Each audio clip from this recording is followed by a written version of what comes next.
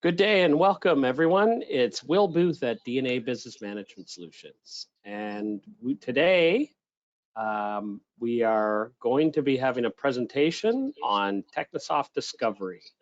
It's a web-based query dashboarding tool for Sage 300 web screens. Sorry, Technisoft Discover. I am glad to welcome our presenter here today, Daniel Jeffrey from Technisoft. He's based out of Melbourne, Australia, and he's gotten up very early for us this afternoon to be able to provide us this demo with this this great new tool to let you do more in the web screens of Sage 300 than you've been able to do in the past. So I'm going to hand it over to you, Daniel, to start your presentation. I'll make you the presenter now. And you can share your screen. There we go, I see it. Right, thank you, Will. Thank you. So I'll just let everybody know this is being recorded and we're gonna mute everybody, but if you do have questions as we go through this, there is a questions area where you can put your questions in on the go to meeting tab, go to webinar tab, sorry, and we'll answer them either during or at the end of the presentation. So I hand it over to you, Daniel. Thank you, and good afternoon, everybody. I like how Will, you said it's very early in the afternoon for me, so it's very early in the morning. I say afternoon, I meant morning. Yeah, it's very early in the morning, but that's fine. Yeah. Thank you for giving me the opportunity to show everybody connected today our new Discover product. As Will said, if you've got questions, pop them in the chat, and we'll open up at the end for questions for everybody as well. So our agenda today, we'll just give you a brief overview of the product, then we'll talk about how we use the product to create queries, how we then save those queries, what can we do with the data that comes out of the query system, and then how can we turn those queries into dashboards, and then we'll open up for questions. So it's a short agenda, but hopefully we'll get a lot out of that, and we'll be able to open up for One thing I failed to mention, Daniel, is Technisoft has been working on Sage 300 to add on modules for probably 30 years or something. 30 years. Most people know, obviously, the Technisoft Service Manager modules and features. This is the newest product from Technisoft, but they're deeply integrated with Sage 300, and we think you'll find this very interesting. Yep, that's correct. Yes, we do the Service Manager product, and that'll probably be one of the questions that people will ask. No, you don't require Service Manager at all to use Technisoft Discover. All you require is Sage 300 and Sage 300 web screens, and you can use the product today on your existing data. Even if your data is 30 years old, like some of us are, you can use the product today on your existing data. So let's get into it. So I'm sitting here at the Sage 300 web screen main page.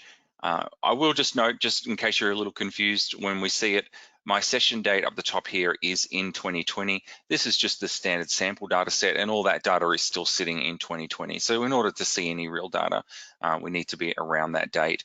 Obviously, if you're using this on your live system, this would be, hopefully be the current date or whatever your current session date is, and you'd be seeing the up-to-date data in your current session.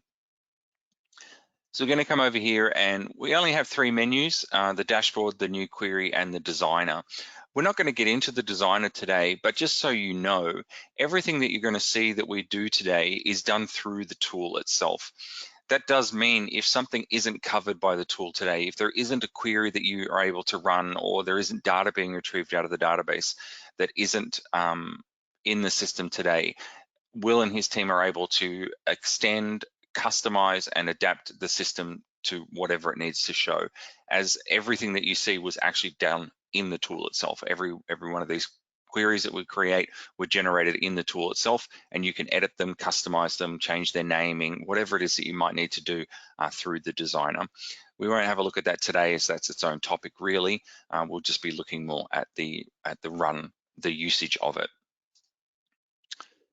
So a quick overview, and now that we're in the tool is designed as a query and dashboard tool, and they flow into one another. You create queries in the software. Those queries can be saved, and then those saved queries can be run as permanent dashboards. And that's the general workflow of the product. It's very simple. It really only does the two things. It's got the query engine and the dashboard engine, and it can be used purely as a dashboard system. Once you've got your dashboards configured, you may never run other queries. But what I'm going to be starting with is showing you the query system, as I think anybody on the call that currently uses Sage 300 that might find it difficult to locate records, to find things in their data, will take immediate advantage of the query system. And I'll start with that. And then once we've done a couple of queries, we'll turn some of those queries into dashboards and look at some of the pre-existing ones that I've created for you. And I've just got it on a blank dashboard there, but we'll come back and we'll have a look at some of the other dashboards that I've created in a moment. So we're going to start by creating a new query, and there's just a new query button. And this button is always available, even if you're in a current query. No matter where you are, that button will always be available. So if you just want to look something else up out of your data, you're able to do that. So I'm just going to go new query here. And what I'm presented with is a list of the modules and sections that I have access to. And it is fully securitized. I'm not sure that's a real word, but I think in the Sage world we use it. So if you as a user or one of your users doesn't have the ability to open up, for example, accounts payable documents or accounts payable transactions, you simply wouldn't see these menu items either. And that obviously can be relaxed or enhanced based on your own internal requirements if need be. So each user should see their own list of what they have access to. I'm logged in as the admin user, so I'm seeing everything. This list could be quite extensive, and I can make it even more extensive by including already saved queries in here, which I'm not going to do for now, but if I was to turn that on, you can see that the list gets a lot longer. One of the things in this tool that you'll see that's used throughout the tool in all of the screens is this filter box here. And it just allows you to type anything you want, and it's going to filter as you type. So if I was looking for orders, for example, I can type order there, and immediately it brings me down, and I've got order entry orders and purchase order orders. Well, they've all got the word order in them there. So I can see that and filter on that very quickly to find what I'm looking for. We're going to start with an accounts receivable customer search, a really simple one to get us started. So I've got my accounts receivable here, and we've provided customer search, posted document search, and transaction search. And that's the same across the three AP, AR, and GL. We've sort of got similar searches available there. So we're looking in our customer file, we're looking at documents that have been posted, and we're looking at documents that have been posted and or currently still sitting in batches that are unposted. And the difference between the two is when you get into the weeds of it, you'll see the difference, but mostly you'd be using probably customer search and posted document unless you're trying to find a batch that's currently outstanding. If we start a new query, I'm just going to minimize this for now. What happens is we just get a new tab over here. We can always go back to our dashboards, and we can always go back to our queries. And if I was to create another new query by using my new query button, we'd get another tab and another tab and another tab. And we'll see this after I've created a couple of queries. So I could be using this tool even if I'm not particularly needing many dashboards. I could be using this for my daily workflow. I create and save a couple of queries. Each day I log into Sage, I run those queries, and that provides me with a list of data that I'm trying to chase up today. Maybe it's a list of, as I'm about to do now, customers that owe us some money. Maybe it's a list of purchase orders that need to be chased up, those sorts of things. And I can create those lists and use those as my worksheet for the day. Here we have our query criteria window, and this is movable, sizable. It remembers where you've put it. It remembers the size that you've made it, that sort of thing. So you can move it to a place where it's not in the way for you. It is designed to automatically hide itself once it's finished, and we'll see that in action in a moment. In the box, what we're seeing is a list of the criteria that we can use in order to run that customer search. So when we run a customer search, you might be familiar with using the normal Sage 300 Finder, and you can go in and you can sort of customize that and add a few columns and search on different columns in there. The idea here is these are the criteria, hopefully, that you would use that may not be available in that Finder, and things that are more functional than pure data-based. We can filter in here. So if I was to put in contact, for example, we can see it's automatically filtered out here. And it also shows us any queries that we have saved, and we can rerun those saved queries directly from inside here. The one that I'm going to look at right now is just customers with an outstanding balance. Now, to include that, I can double click, I can drag and drop it, or I can use include. So there's many ways of doing that. I'll just drag and drop it because that's always fun. And we can see here, it now says that criteria, we've got one, and it's customers with outstanding balance. If we've made a mistake, we can delete. We can also clear, which will clear all if we've added more than one, and we can add more than one, or we can individually delete. Now, this individual criteria doesn't have any parameters, so it just adds automatically, and we could click run. When I do that, you'll notice that my criteria window says, well, the user's clicked run. They're not planning on adding more criteria. I'll get out of the way and they can just work with the results.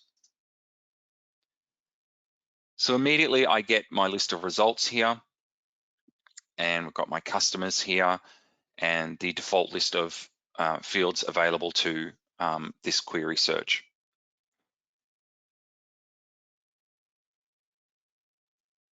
What I want to do is add a second criteria, and I'm going to use my account terms as I'm trying to find customers that really shouldn't have a balance in my system, so I can include that.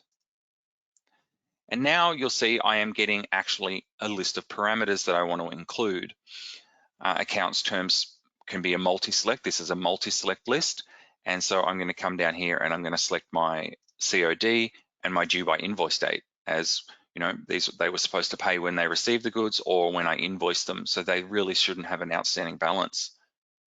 So I can go along and include that as well. And we can see in the background here, it's added a second criteria, customers with account terms, and the selected values are COD and due by invoice date. I can delete or edit this one as well. I can edit just simply by double clicking or using the edit button there to go in and modify these criteria as needed. Originally, when I ran my outstanding balance, I had 21 results. We can see here it says results 21. Hopefully my mouse is nice and visible for you as I'm moving it around. And if I run this again, we're down to 5. So I can use the query engine and the criteria engine to really build. If you think about I'm not quite sure, I haven't counted how many criteria are available here, but there looks like a good 20 or so. And as I said, Will and his team could always add more if needed. It's 20 sort of to the power of 20 available customer searches that you can do by including different criteria to match the different results. And this is purely just in the customer search. We're going to go out into some of the other areas in a moment and have a look at that. Once I've run my results, I'm going to talk about some of the extended functionality that you can do with the results, but obviously the main one would be drilling into the customer record, opening that record, and now doing whatever it is that you need to do in here that you might want to look at their credit status or just open them up to get their phone number to give them a call, which of course you could have put their phone number in the results here and not have to do that. But your first and primary response here is most likely just to open the record and start delving into it. Not that I have enough data here to show it, so what I'm going to do is remove this accounts term here and rerun my query so I get more results. You can also hide the criteria as well. It'll just collapse that section and give you more results. Obviously, the more data we can have on our screen, the easier some of this might be to visualize. And you're only limited, obviously, by the size of your browser window as well. So if you've got a nice big monitor with a good resolution, you might end up with 50 rows visible at a time, as it's going to fill the available space for you. And you'll always can make yourself have a little more room as needed as well by doing that. Let's go ahead and add another query just to show you how that works. We're going to do 3 in total. So we just do new query again, and we're going to come down this time and we're going to do a GL posting search. This one's a little more advanced what we're going to do, but a little more targeted to something that might not be a specific daily workflow. You know, the one that I ran here, customers with outstanding looking for certain account terms, is probably, you know, if I was an accounts receivable clerk, is something that would be my working list for today. I'm going to be calling those customers, chasing them up, looking for our payments, getting that work done.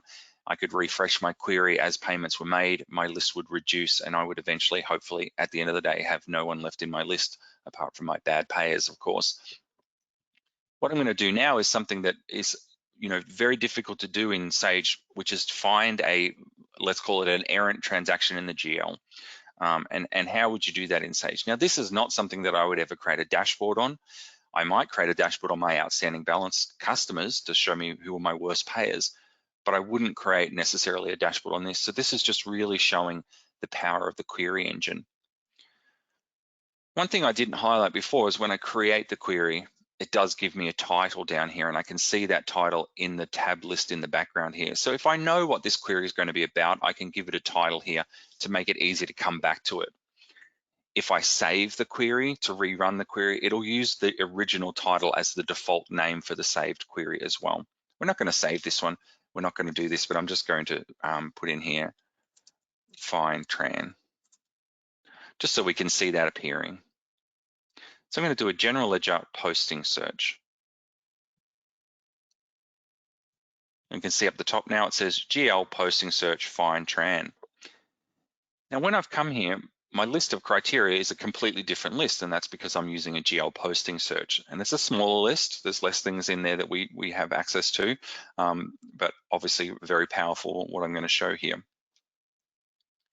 I can always go back to my AR customer search. You'll see that the list in here immediately changes back to my AR records. My results are still there from my previous search. And this sort of shows you how you can go about finding different things in the system. So I'm going to come down here and I'm going to do my journal date. And I'm just going to run that. We're just going to see this continually reduce. So I've left this pretty open here. The default is the current session date minus a month, so the last 30 days, or it's minus a month, so the last calendar month. Now, if I run that, this one's going to take quite a while because I've got thousands of journals or whatever it might be, 878 records here. So while that's brought me somewhere where I need to go, it's still not exactly what I'm looking for. So I am looking for a transaction that I created in that month, but that's not quite what I'm looking for. So I know that the transaction was between a certain amount. So I'm going to come in here and I'm going to choose my postings with the debit amount range in functional currency. This is a multi-currency database. And I'm going to put in 4,000, 4,000 to 5,000. Okay, now we're getting somewhere. We've got 16 rows here. So I probably still don't want to sit there and go through 16 entries, and these journal entries could have hundreds of lines for all I know.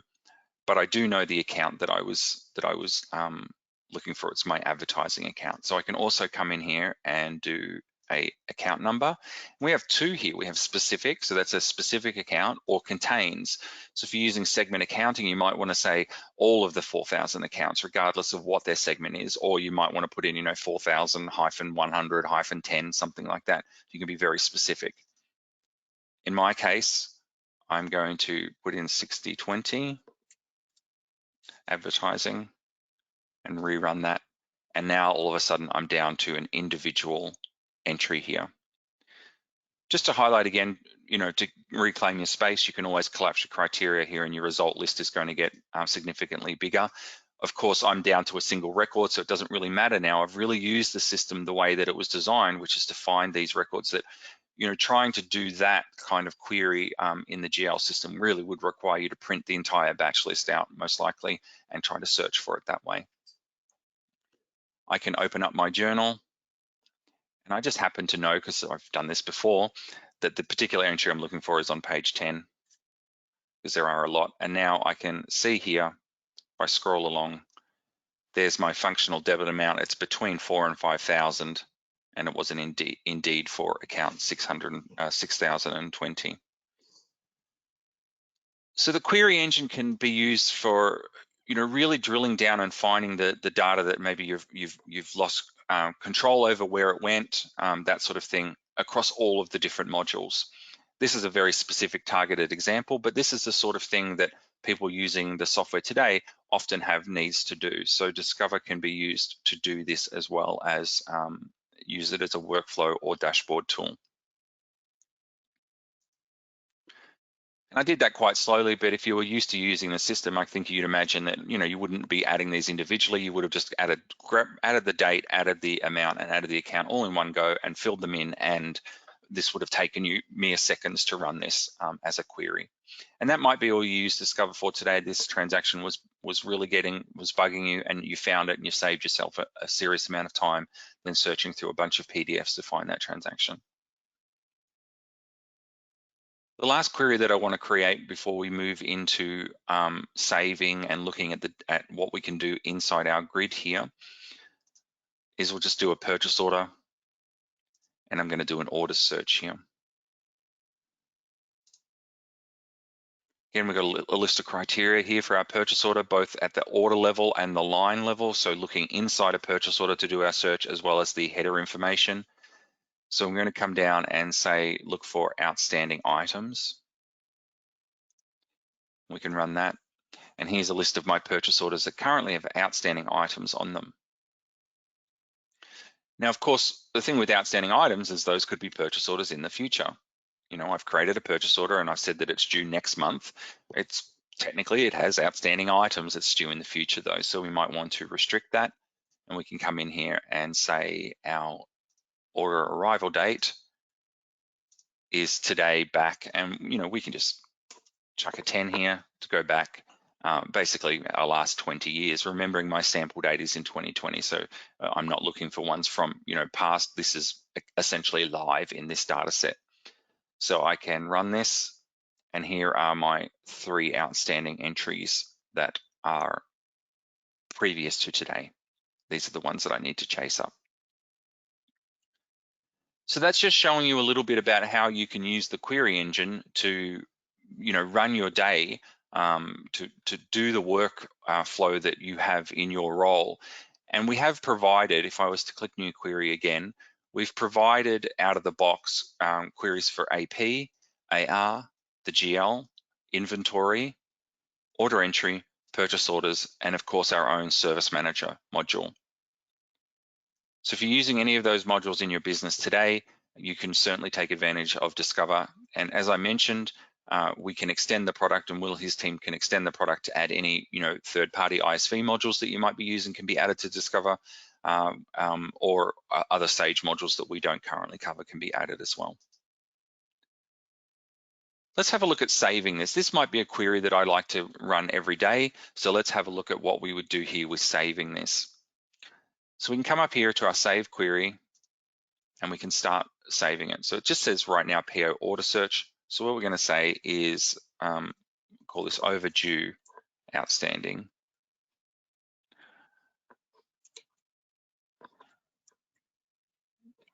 I always have a trouble spelling outstanding. And we can put it in a group here. There's currently no group. I don't have any saved queries for purchase order. And the system just allows you to create as many groups as you need just to help you find your saved queries. If you have 50 saved queries in your accounts receivable customers, for example, you may want to group them to make them a little easier to find. You can, of course, always use that filter feature to find them by their name very quickly, but a group can sometimes help. And it just allows you to type whatever you want here, and it will build the group system in the background for you. So I'm just going to call this PO operational queries, for example. I can save the query for me or for everybody. So if this is just something that I think I will use, it's for me. If I want to share this with everybody else, then it's for everybody. If I do choose for everybody, I can then determine who is allowed to edit it. All users, myself only, so the original user that created it, or the admin, and that's the actual Sage admin user. And so you can really lock these down so other people can't accidentally change, the structure of the query. I'm just going to make this one for me. And I also want to save the current columns. And this is just an innocuous little tick box here, but this really is the power of the saved queries. It means that you can save the current column set that you've configured in the background, which means that each query that you run could have different columns being returned as results.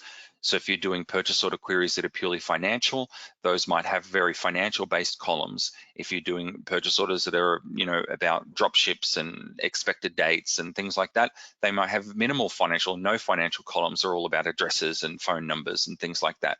So each query that you run when you rerun a saved one can bring in a completely different result set in the grid to show you different results, essentially creating ad hoc reporting.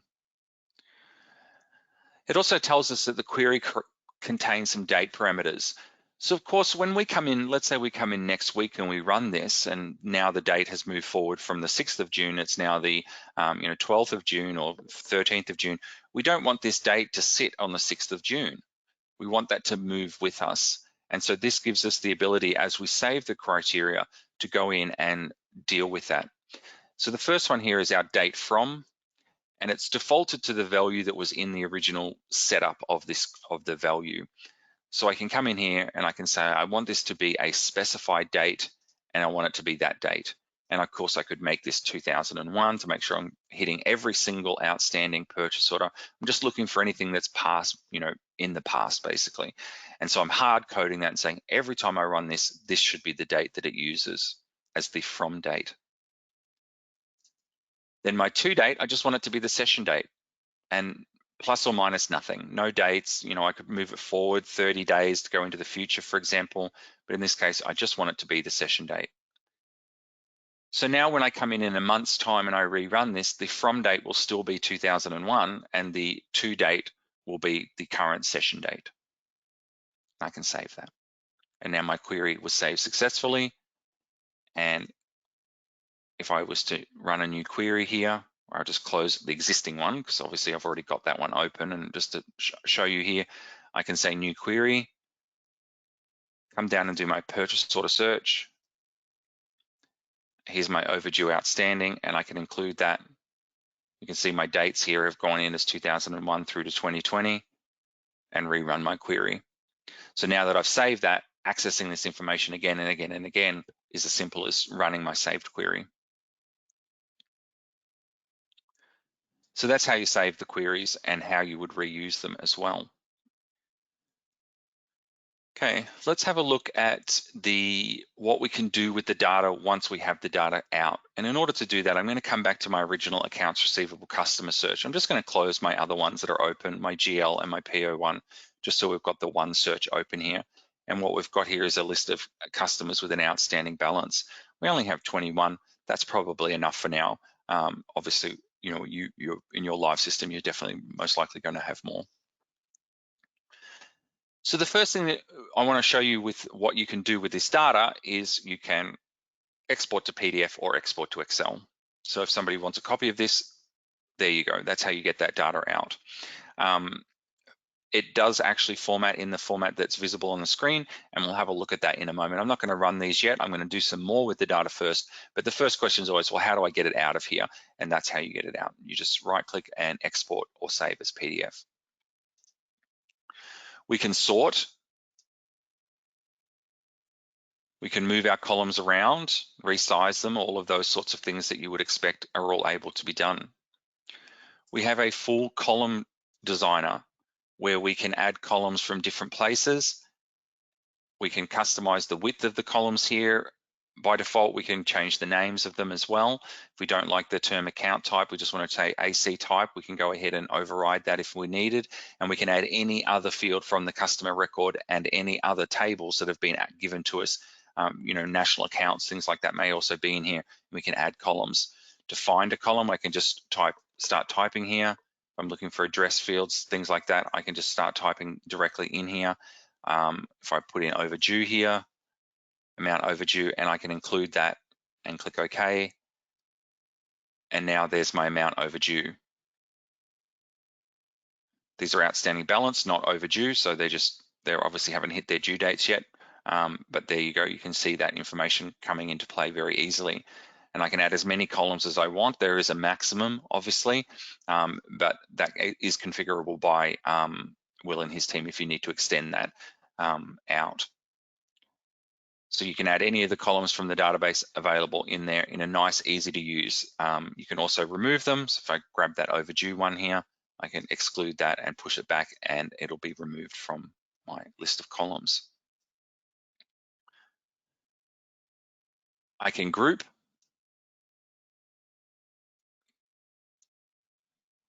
And I can double group, triple group. As many levels as you need, you can group that way as you need.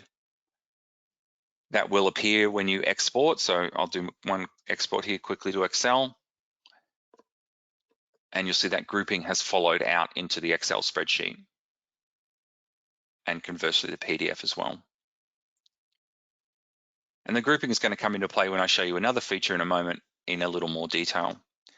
And lastly, before I show you that final feature, you can filter. So while we found customers with outstanding balance, and that's what we would refer to as a server query, that's gone into the data and found the results that match that criteria. We get a list of records here. I now might be looking for something specific that is a little harder to find in the data. And so I could just type here 490, and there's 490 is there. Okay, and it's found that due to that. It's also found it here in functional balance due because it's 34901, so 490 exists in that value as well. This isn't purely numbers. I can type in Kansas, and it's found KAN here in the city name. So it's just a global filter across all the records in the data grid. You can specify the individual column if you're trying to find an individual value in an individual column. I could have said city and I could say can. I've got the same result, but you've got a little city here and a question mark KAN, and it's only looked in the city column there. And I can always clear my filter just by using my X here to clear that out. It does also show you if I put in any town. Up the top here, if you're confused where some of your data has gone and you're not quite sure, it will always say here that it's filtered results and it's showing 3 of the original 21. And when I clear that out, that result will go back. And the last thing you can do with your grid here would be to add aggregates in. And this is really where we expect most people will use the customization mostly, is to come in and add some aggregates. So firstly, I'm going to add an aggregate on the customer number, and I'm just going to put count. Now, customer number is a string, so I can just count those records. I'm going to come down to my 2 balances, and while theoretically they are the same value, just obviously in different currency, I'm going to add different aggregates. To my customer balance, I'm going to add the sum and the average. And to my functional balance, I'll add the min and the max, just so we can see all of them happening at once. When I save this, I can now see 21, and that result matches my 21 here. So that right now isn't that useful, but we'll see some change to that in a moment. And then if I come over here, just expand these out, I can see my min and my max amount due, and I can see my sum and my average. So my minimum is $182.60. My maximum is $225,000. That's quite the range there. Where these really come into play is when you then start adding those groups back in. So if I come and group by my account type, now I get my subtotals as well. So there's 5 in balance forward and 16 in open item. And I've got my mins, maxes, and averages, as well as my total down the bottom. Now remember, if I was to save this query, I save my current columns, all of this column configuration that I've built here comes with the query. If I export to Excel, those have applied here as well, and I see them in my Excel. So if I'm forwarding this to somebody and they wanted to see totals and things like that, I can apply those before I export to Excel and then send them the data. And we haven't even gotten into dashboards yet. We're just looking at the query engine and what you can do with your data that's sitting in the system today on an ad hoc basis or just a workflow basis what you can actually use Discover for to get out of the system today. And I think that this tool is fairly easy to use. I think anybody that's using accounts receivable customers should be able to come in here, run an outstanding balance query as I've done. The language is clear there, get your results out. Turning on the aggregates and things like that does require a little training to know where to go to do that.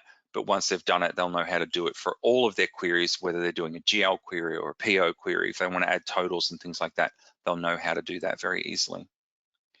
These are per user settings when I make these changes, so this is just for me. If Will was to run this on his system, he could have aggregates on different columns, different sets, that sort of thing, and we're not overriding each other's information. Of course, if I save this query and I made it for everybody, then everybody would get the columns that I had chose and the aggregates that I have chosen.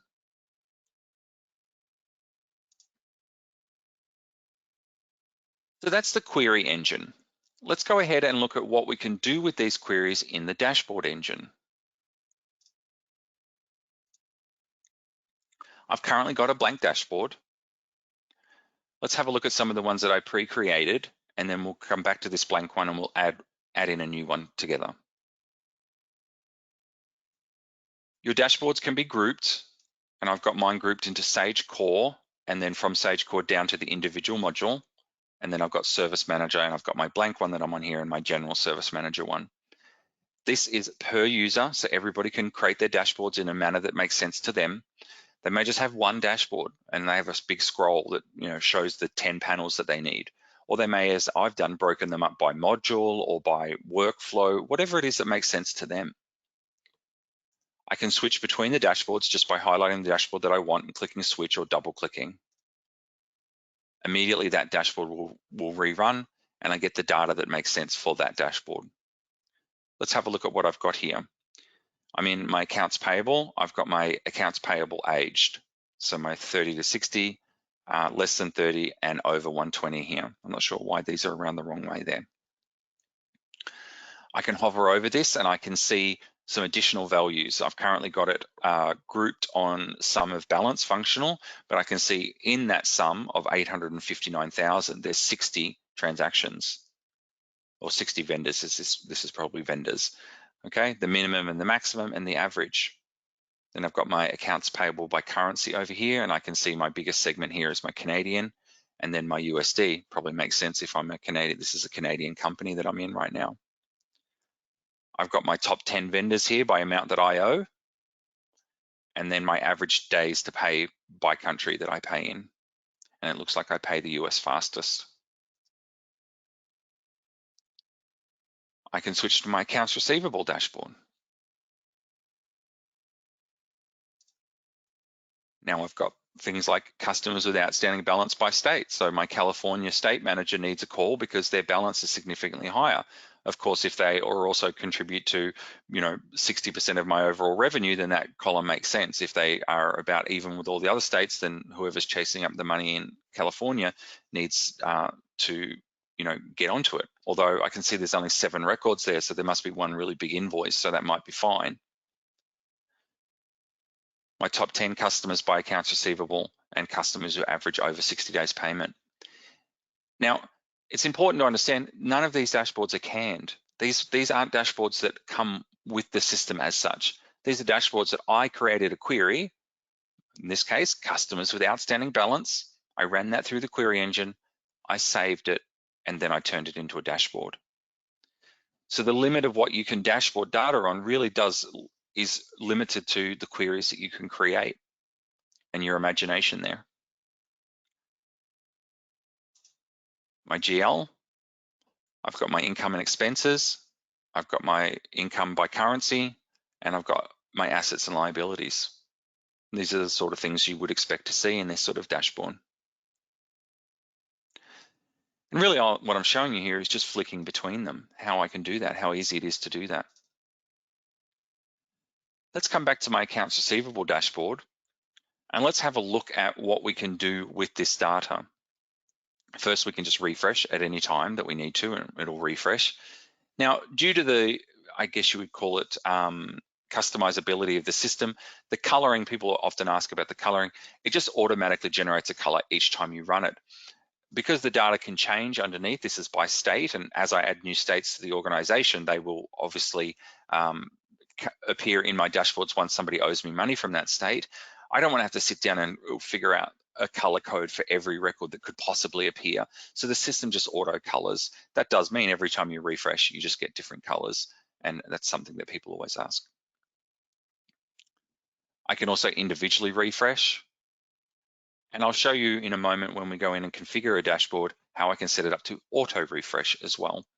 And some dashboards I might want to auto refresh and some I don't. I probably don't need my GL to auto refresh every 5 minutes, as you know, day in probably only happens once a day, so the GL is only affected daily. So it's a waste of resources, memory, all of those sort of things, just to have that constantly refreshing. This accounts receivable dashboard, I might, if I'm on the ball here, I might want this refreshing all the time. And you know, things like purchase orders and order entry or service manager job system, you probably want those refreshing frequently, because those are moving targets that are moving constantly throughout the day.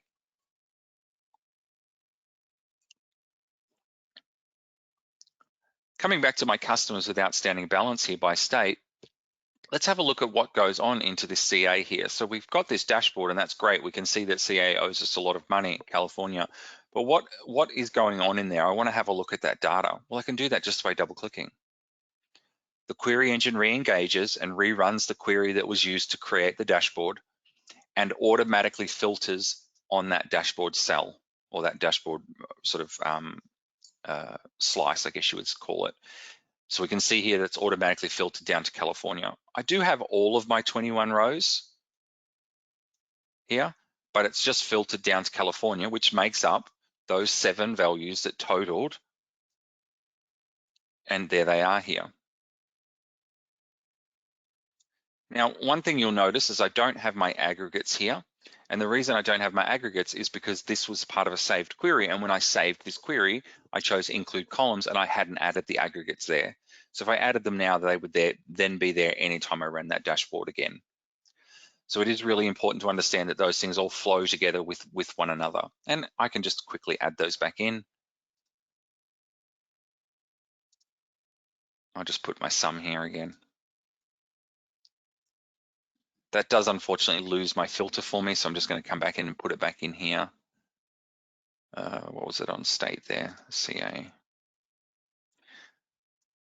And there's my sum back there. And now this will be preserved.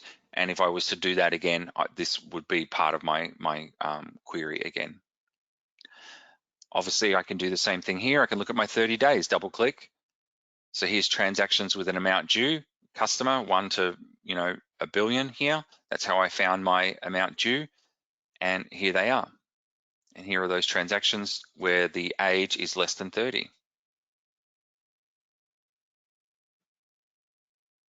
So I can use my dashboards to go back into my query engine and find what makes up these records, to start working on them, to actually action these dashboards. The whole purpose of the dashboards is to give me information I need to operate on, most likely. So now I can double click and I get through. Now I can sit here. These are my outstanding invoices and I can see them, and I can double click and open up my AR invoice entry here, do whatever it is that I need to do, apply payment, whatever it is that I might need to do from in here.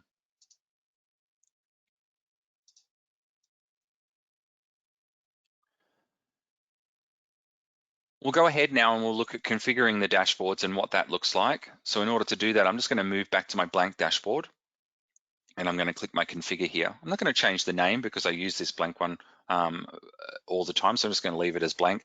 But what I will show you is some of the configurable options. So we've got columns and rows. So you can create multiple dashboards, as I've done here, or you could have one dashboard that has 10 rows in there, and now I just scroll through the dashboards as I need them. So it's really up to the user what they want that to look like. Let's go ahead and add an extra column and an extra 4 rows, and we can see here the row height is large, and I'm auto refreshing this dashboard. When I click OK, you'll see that added in the rest of those. And so it's really up to you whether you want multiple dashboards that you flick between or one big dashboard with lots of panels. It's really up to the user to determine that. We'll go back here and we'll do 2 by 2. And now we have 2 by 2 here. These are empty dashboard panels ready to be consumed. And we've got here configure as a chart or configure as a grid. So I'm going to go configure as chart. And we get a list of all of our saved queries here across all of our modules. So a dashboard could indeed show the vendors,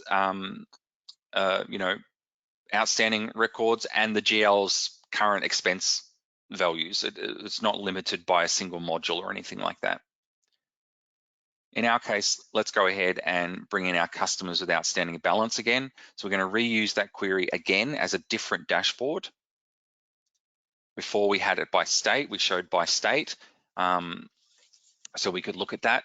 Now we can have a look at something different. So we might want to do the customer name and show the sum of open docs. And now we have it by customer name. So Bargain Mart San Diego, good old 1100 in the sample data, has 45 outstanding records. And we can see we've got all the customers there. Maybe we want to see that as a column. Probably don't want to use customer name here as it's too big and it's going to clip. So we might use the customer number instead. And this is how I take that query that I created and I turn it into a dashboard. And I've got access to all the fields that were available in the query. Got my sum, count, mins, max, and average, and then on field. And depending on what I choose here, the field list may change, as count can be done on anything. Sums and mins and maxes and things like that can't run on dates and things like that. So the system will inform you what you can do. If I do a sum, I can't use a date. If I do a min, then this would have dates in here, and I don't have any dates currently in my data set. I've got pie, column, line, and range. Range is a good one if you want to show the min and the max of something. Show me my invoices by state and it'll show you the smallest and the highest as a range. Pie is handy if there's lots of data, as it can segment it a little easier and a little cleaner to see without overrunning your legend and that sort of thing. So depending on what you're looking for, you're able to do different things.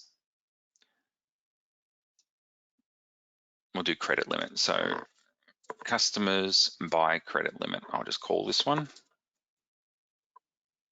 And we can save that. And now we have our customers by credit limit. So I've actually used the same query. I built one query, customers with outstanding balance, and I now have customers by credit limit and customers with outstanding balance by state. I've also actually used that for customers, top 10 customers. So that one query that I created, which is just the outstanding balance, I can use to create as many dashboards as makes sense for me. If we configure that as a grid, and I'm going to use the same one again just as a grid because it's just easier, because we all know, everybody on the call will know customers outstanding balance. So we get a list of fields here, and I'm going to say customer balance due, and I'm going to say, top 10 customers again, even though we've already got this one, just to show you. And then we want descending, I think, and then 10.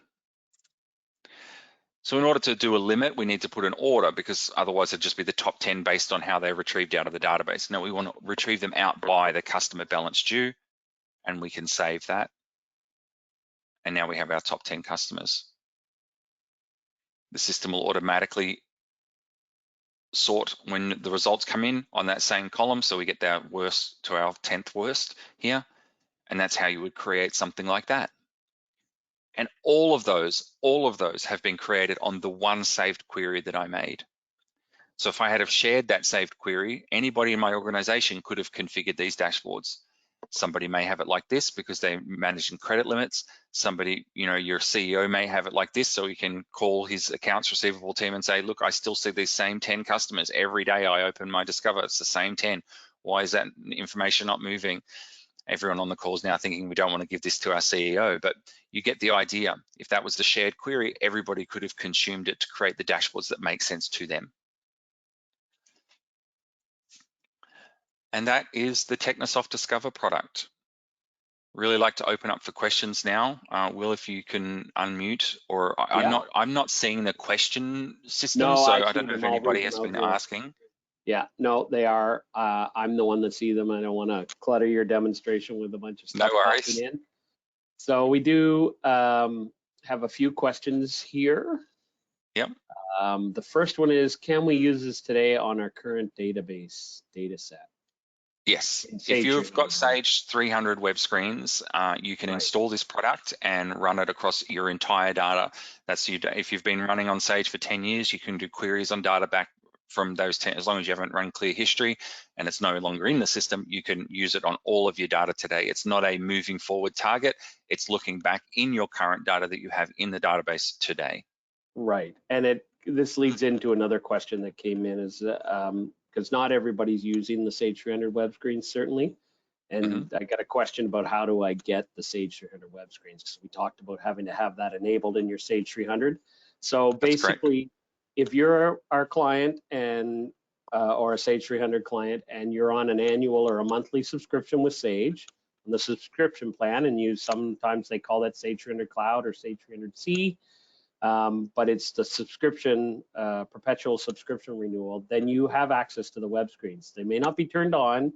You need it, Microsoft Internet Information Services turned on and the screen's enabled, and we can help you do that. It's not very hard. But if people haven't been using them, they might not turn them on because they're used to using the desktop interface. In this case, you have a real reason to turn on the web screens to get this great piece of functionality that Technisoft is providing. And we can help you do that. You're probably already licensed for them. We just need to enable them, and you can access it from any browser in your office, or if we enable it outside your office, you could get to it from home or on a mobile device with a browser, and then you could have it. Anything to add to that, Daniel? No, that's perfectly correct. Yeah. Okay. So if you're already on subscription, you can have access to this tomorrow. I don't want to put any load on your team, Will, but tomorrow. No.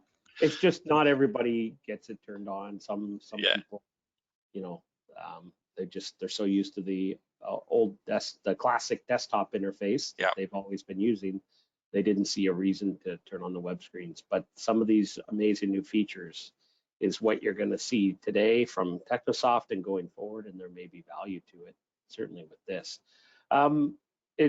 The next question was, what modules does Technisoft support out of the box? That's all right. Yeah, so out of the box, the modules that we support are accounts payable, and inside those we've got vendors and your transaction and document search, accounts receivable, customers, transactions and documents. GL, you've got account search, journal search, and posting search. Inventory, you've got item, location, and transaction search. Order entry, you have orders and shipments. Purchase orders, you have orders and receipts. And then Service Manager, you have all of these parts of Service Manager if you're currently using Service Manager. So that is what comes out of the box. As I mentioned at the start, there is a full designer. I'm not going to go into detail on it, but I will just quickly open it. So here is the designer where all of that was configured.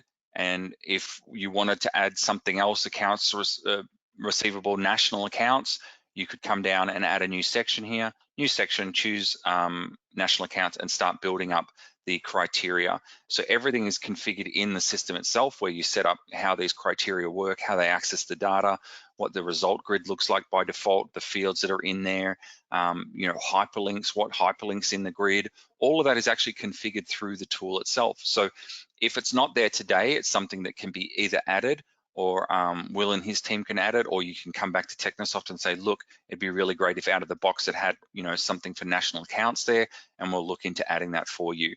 And when something new is added, you don't even need to log out of the software. You just click the new button again and it would be here. Obviously, in most cases, people would be logging out and logging in daily and new stuff would appear, but it is very, very flexible. So yeah, and we'll certainly help anybody configure that if they need. Yeah. You might be using job costing, for example, or who knows.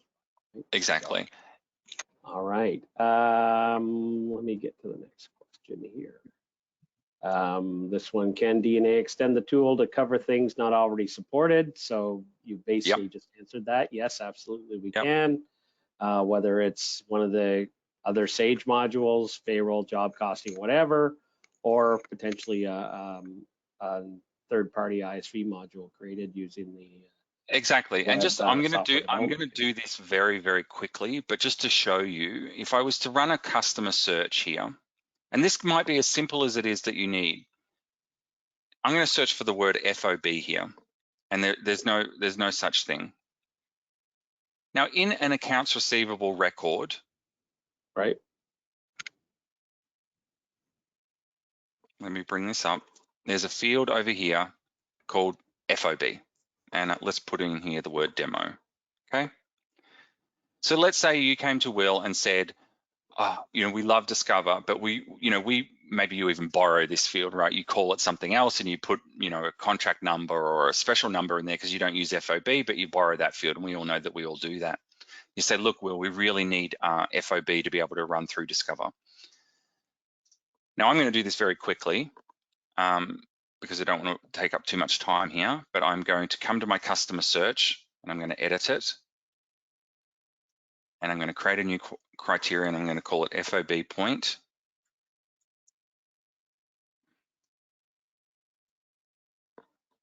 As I said, and I'm going to say it's a like, and then I choose the FOB point in the database, and that's done. And if I come back to Discover now and do a new query, customer search, FOB point, demo, and there it is. And I must have added it to some of the other ones, so I may have done this once or twice before. Yep, there we go. Okay. So, a simple customization, like just adding in a field that you guys use that you fill in with something that is useful and across any of the modules that you've got, might be as I think I did that in less than a minute. Now, I know the system because I developed a system, so I can do that quickly, and it's going to be a various different thing for different people. But the system is infinitely flexible and customizable in how it accesses the data, what criteria it gives you access to, and how you can pull the data out of the software. Any more questions, Will? Yeah, we've got one more here. What's the cost for it and how long does it take to set up? So I'll leave Will to discuss because I'm not sure what region everybody's in, and obviously different regions have different pricing. I will say that it is not an expensive product. I will tell you about the licensing. It is a single purchase license, so it's not a user charge or anything or a transaction charge. It's just a sort of module charge. You buy the module, you have the module. You can use it on all your companies today. The install takes about probably 20 seconds to do. It's just a next on the web server because as long as you've got the Sage web screens already running, that comes with its own configuration and things like that. We just install as part of that, like any other module in Sage, and it just appears for you. We just need to install and activate it. Yeah. Correct. And what you saw today when I logged into the system, I had some canned dashboards that I created. But what you saw today when I ran those queries and got all the list of available criteria, that's all out of the box. So there's no install, there's no configuration. It's all just simply out of the box. Obviously, this new one that I just added here was not out of the box, but you get the idea there. And so it takes, to get it up and running, I would say 10 minutes max. And, training, people often ask me about the training on it. I don't think that the training would take too long for basic level thing. I've had my QA staff and we've had new staff start at Technisoft. We've given them the tool. They know a little bit about Sage already, and they were able to very quickly get in because we just told them come in and run a query on a customer. So they open the screen. Maybe it looks more like my blank one. If I clear this out. When I came in, it looked like this. The first time you run it, it'll come in with some blank dashboards. We said run a customer query. So they look, they look around, they say, well, there's only 4 buttons, new query, and then they see this and they say, oh, customer. So training isn't, if people are using Sage today and they know what customers and AP and GL and things like those standard terms that we've used there, they should be able to get to this window pretty quickly. Then they're looking for a customer with, and they can read the English here and the outstanding balance, include, okay, run. their training on how to run a query is pretty simple. It's the enhanced stuff, you know, modifying your column list and adding aggregates and saving and turning those into dashboards. You know, a couple of hours of training there will get somebody started and on the ball. And then really it does just limit to their creativity on creating their queries. Okay, that's great. And you just showed how easy it is. And it is, you know, we will have the discussion with you about what you need and Yeah. how long it's going to take, but it is low cost. So just give us a call. We can talk about it. There's one last question. It said, can we use the temporary tables in the payroll module? I'm not 100% familiar with the payroll module. So what's a temporary tables that are created on the fly? Yeah, so I think what they're asking about is before you print the checks, the final payroll checks, there is some data that goes into temporary tables. And so I think I'll take that one offline. I know who asked it, and I'm going to check, and we'll get back to you on that one, because I'm not a technical person, although I do think I know what they're talking about. I'll confirm, and I'll send you a note, and we'll get back to them on that one. But I'm pretty sure if the data's there, you can report on it, but the data gets flushed out, right? Yeah, without understanding the exact thing, I will say one thing. If you run a process in payroll, process timesheets or something like that, and let's say that generates the data in the table, and then that table is cleared when you run the print run, which if you can do that as two separate steps, and when you run the print run, the data is cleared. So if you run the process mechanism that generates the data and then come into Discover and do something in Discover, as long as the data is in the table, it can access it. Of course, once you print the checks, if that then removes the data from the table, Discover can't run that same query anymore. But if there's a timing in between those two processes where you want to look at the data through here, absolutely 100%. Yeah, and I think I know what they're asking about, so I'm gonna make sure, and then I'll send you a note, and I'll get back to them on that, and we'll. Okay, great. Okay, well, I'm just gonna take control again, because you've been great here, Daniel, and make myself the presenter. Give me a second here. So can you see my presentation here? I cannot. I'm not sure if everybody else can. Oh, hang on. Yes. You see my DNA screen? Yes. Yeah. Okay. Oh, I need to move ahead of my screen here. So we did the Q&A, and I just wanted to say thank you, Daniel, for getting up so early on your side of the Pacific and doing this for us. It's a great presentation. It's an amazing tool. It's not a complex BI system, as you can see.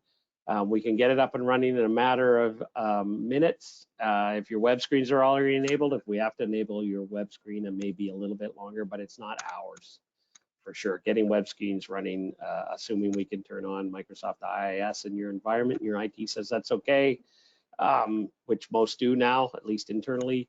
We can get it going quite quickly, and it's not cost prohibitive. We want to see what you're doing, and we'll provide a quote for our services plus the software.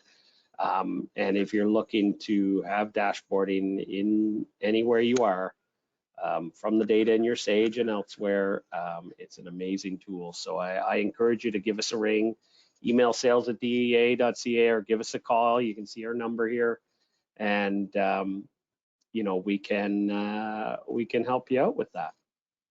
I appreciate your time. We're maybe a little bit over the hour, but there was a lot of great things to cover. So thank you, Daniel. We'll let you get on with your day. And thank you to everyone else for attending. And the webinar recording will be coming tomorrow, so you can review it and share it with anybody else. So I appreciate that. All right. Thanks, almost Will. happy April Fool's Day, everybody. But thank you for attending the end of March here. Have a great day. Thank you.